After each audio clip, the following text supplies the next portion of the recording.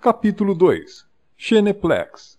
Esta apresentação irá discutir os tipos de toxinas às quais nós, seres humanos, temos sido expostos tanto historicamente quanto atualmente, e também a maneira como o corpo lida com estas toxinas, além do que podemos fazer para ajudar o processo de desintoxicação.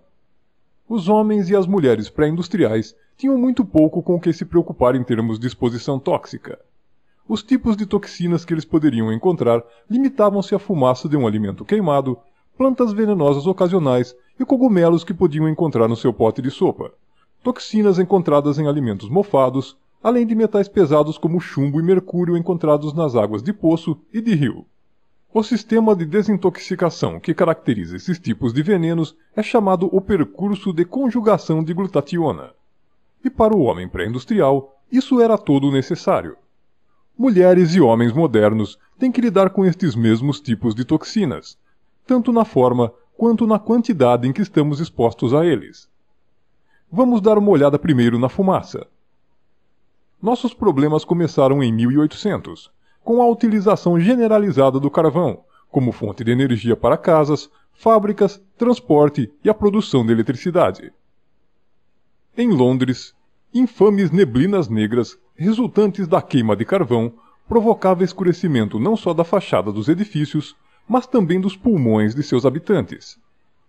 Muitos dos habitantes de Londres e outras cidades recém-industrializadas ficaram doentes e morreram.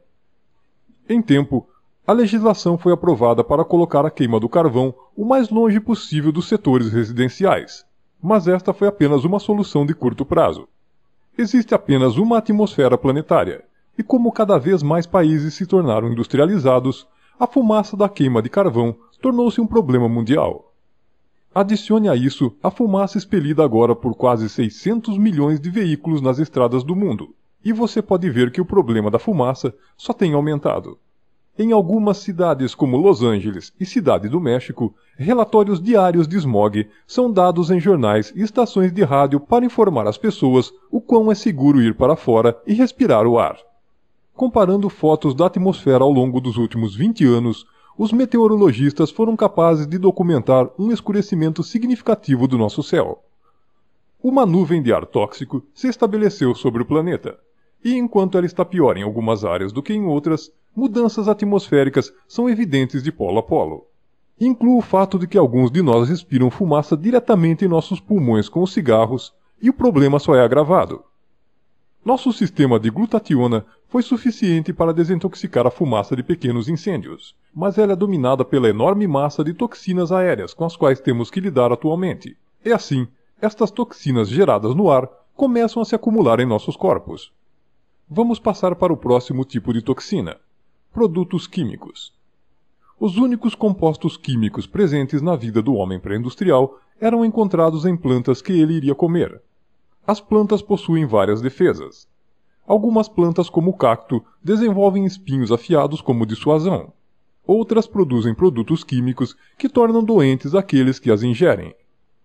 Cozinhar seria muitas vezes destruir ou diluir estes venenos para níveis que não eram prejudiciais. Mas ainda assim, ocasionalmente precisamos do sistema de glutationa para lidar com eles. Hoje, estamos expostos a milhares de produtos químicos em uma base diária. Cada ano, cerca de 400 milhões de toneladas de produtos químicos conhecidos são produzidos para uso na indústria. Adoçantes, corantes, conservantes e muitos outros produtos químicos vão direto para nossas comidas e bebidas. O resto desses produtos químicos eventualmente encontram-se no ar, solo, águas subterrâneas e, em seguida, em nossos corpos. Mais uma vez, nosso sistema de glutationa é esmagado, e como resultado, nossos corpos começam a acumular substâncias químicas tóxicas. O terceiro grupo de toxinas que discutiremos é aquele que vem de mofos e bactérias. Pode parecer estranho ainda estarmos lidando com bactérias e mofo no século XXI. Afinal de contas, a refrigeração evita que os alimentos se estraguem. Assim, onde os encontraríamos? Vamos olhar para mofos tóxicos em primeiro lugar. Todos os grãos, nozes e sementes que comemos rotineiramente são testados contra mofos, e se eles forem detectados acima de um certo nível, estes serão removidos da fonte de alimentação humana. Mesmo com essa inspeção, Nossa comida é muitas vezes infectada por estas toxinas em algum nível. Devemos ficar atentos ao ingerir quaisquer tipos de grãos ou sementes. Elas provavelmente parecerão boas, mas colocando-as sob uma luz ultravioleta em um lugar escuro, você vai encontrar muitas vezes o conhecido brilho verde emitido pelo mofo crescendo sobre os alimentos, que estavam prestes a serem comidos. Animais têm ainda menos proteção. Alimentos para vacas, aves, suínos e peixes são permitidos, e têm regularmente níveis extremamente elevados de toxinas de mofo. O alimento considerado demasiado mofado para o consumo humano é adquirido largamente para esses animais azarados. Durante a vida do animal, estas toxinas do mofo continuam a concentrar-se nos seus tecidos em crescentes quantidades. Em seguida, quando comemos estes animais tóxicos, suas toxinas são passadas para nós. Através do princípio da ampliação biológica, muitas vezes acabamos com os níveis desta toxina centenas de vezes maiores do que o gado que comemos realmente, e milhares de vezes maior do que o alimento mofado ingerido pelo animal. O que se adiciona a esta realidade, em se tratando de uma maior exposição a toxinas do mofo, é também o fato de que, desde o dia em que nascem até o dia de seu abatimento, estes animais são todos maciçamente expostos aos antibióticos, de modo a impedir que suas condições de vida apertada e anti-higiênica sejam uma fonte de infecções. Quando você inclui o mofo crescente nas paredes e sistemas de ventilação da maioria das casas e edifícios de escritórios, você pode ver que temos realmente uma significativa maior exposição a toxinas do mofo agora do que tínhamos há 300 anos. Mais uma vez, nosso sistema de glutationa é esmagado, e como resultado, nossos corpos começam a acumular toxinas do mofo. Ok, nós discutimos mofos. Agora vamos olhar para as bactérias. A melhor higiene anulou a maior parte de nossa exposição bacteriana, com uma exceção: a bactéria que levamos para dentro de nossos corpos por meio da maior higienização. Pode ser surpreendente para você aprender que há mais células bacterianas vivendo dentro de seu intestino do que há células em seu próprio corpo. Bilhões de bactérias vivem em nossas bocas, em nossa pele, mas especialmente no nosso intestino. Agora, se você mamou bastante enquanto criança e foi medicado com antibióticos, então é provável que seu intestino está cheio de vida saudável. Eles ajudam estas bactérias boas a digerirem o alimento e a produzirem coisas úteis como vitaminas B e vitamina K. Por outro lado, se você nunca tomou antibióticos, então você já matou algumas de suas bactérias boas, e as más bactérias podem estar crescendo em seu lugar. Estas bactérias más podem secretar produtos de resíduos tóxicos, por vezes diretamente em nosso fluxo sanguíneo, dia a dia, por nossas vidas inteiras. Mais uma vez, o nosso elaborado sistema de glutatonina é necessário para lidar com estas toxinas. Finalmente, vamos discutir a exposição ao metal pesado. A única fonte de metais pesados pré-industrial para homens e mulheres teria sido sua água potável. Água filtrada de poços e rios poderiam ter pequenas quantidades de chumbo, mercúrio, arsênio e outros metais, mas raramente em quantidades altas o suficiente para ser motivo de preocupação na maioria dos locais. Por outro lado, estamos constantemente expostos a metais pesados em quantidades sem precedentes.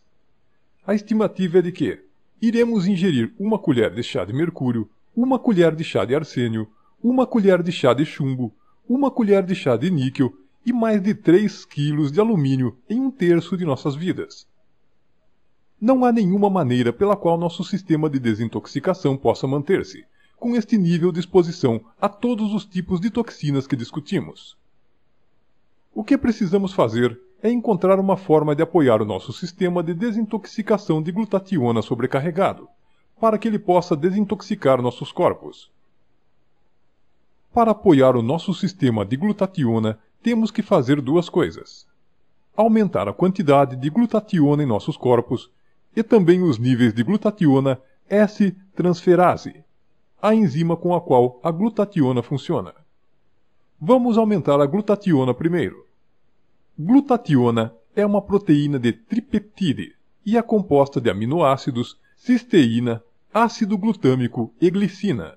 É produzida em cada célula do corpo e, por seu trabalho na desintoxicação, é um dos antioxidantes mais importantes do corpo. Por causa de sua estrutura de tripeptide, a suplementação oral de glutationa simplesmente não funciona. Quando tomada oralmente, a glutationa simplesmente é digerida em blocos para a construção de aminoácidos, como faria qualquer outra proteína. Por esse motivo, a glutationa, em casos de intoxicação aguda, é dada por via intravenosa. A glutationa simplesmente não pode passar intacta pelo processo de digestão. Outro método para aumentar a glutationa é ingerir cisteína, glicina e ácidos glutâmicos. Mas não há nenhuma garantia que eles irão produzir glutationa, uma vez que existem muitos outros usos que competem com a produção de glutationa para estes aminoácidos. Felizmente, há uma outra opção. Glutationa também pode ser dada por supositório, uma vez que não há enzimas digestivas ou ácidos no cólon para quebrar a glutationa administrada por via retal entra no corpo totalmente intacta. Ao contrário da glutationa intravenosa, que é invasiva, demorada e exige um profissional médico para administrá-la, o supositório de glutationa pode ser aplicado em casa por qualquer pessoa. Ok, cuidamos da glutationa. A segunda coisa que precisamos fazer é com que a enzima cofator glutationa aumente a glutationa S-transferase. É a glutationa S-redutase que realmente anexa a glutationa às toxinas.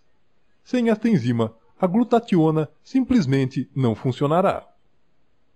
Assim que nós saibamos como aumentar a glutationa, a questão que permanece é como podemos aumentar a glutationa S-transferase. A resposta é surpreendente. Através do café. Todos conhecem a capacidade do café em nos manter acordados, mas também é um grande desintoxicador se tomá-lo por via retal. Beber o café não terá o mesmo efeito. Isto porque, quando o café é ingerido de modo retal, vai direto para o fígado, onde tem um efeito totalmente diferente do que quando você o bebe. O café ingerido por via oral é um estimulante, mas apenas um leve desintoxicador.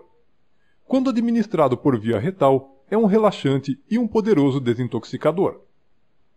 A primeira aplicação registrada do café administrado por via retal foi em um hospital do exército alemão na Primeira Guerra Mundial, onde foram descobertos seus efeitos curativos completamente por acaso. Os pacientes recebem muitas vezes enemas para esvaziar seus intestinos antes da cirurgia.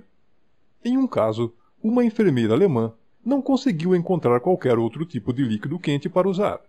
Deu enemas para alguns soldados com café, ao invés de água. Os pacientes que receberam os enemas de café improvisados relataram uma diminuição